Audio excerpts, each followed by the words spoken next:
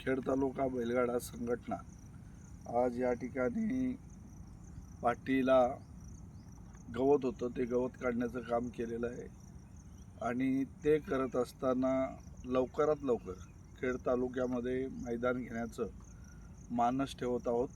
मानस ठेवत असताना गेल्या वर्षीच्या तुलनेने यावर्षी बैलगाडा मालक, बैलगाडा चालक आणि आमच्या खेड तालुक्यामध्ये जास्तीत जास्त मैदानं मला वाटतं यावर्षी अजिबात नाही ते 17 ते 18 मैदानं ह्या पाठीवर निश्चित होतील. कारण गेल्या वर्षीचं राहिलेलं BJPचं एक मैदान आहे.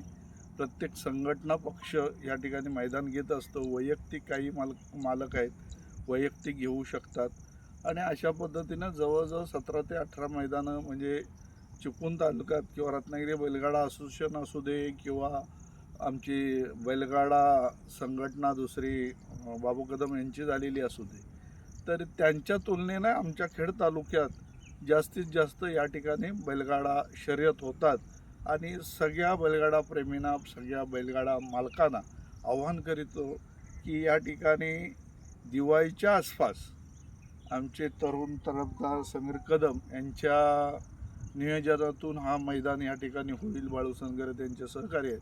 परंतु दिवाळीच्या आसपास असंच जर पाऊस राहिला तर फेरे काढायला येतील. त्याने सदर लोकांशी संपर्क साधून या ठिकाणी फेरे काढावेत, जेणेकरून कोणाच्या बैलाला इजा होणार नाही. याची दखल आम्ही घेऊ आणि आम्ही त्यांना सहकार्य करू. आम्हाला काय गेल्या वर्षी आम्ही मानस ठेवला होता, कोण या ठिकाणी येतील, फेरे काढतील, काहीतरी शुल्लक घेऊ. परंतु तसं होत नाही, कारण का सगळेच मित्रपरिवारातले सगळे व्यक्ती असतात आणि त्या अनुषंगाने या ठिकाणी होत असतं.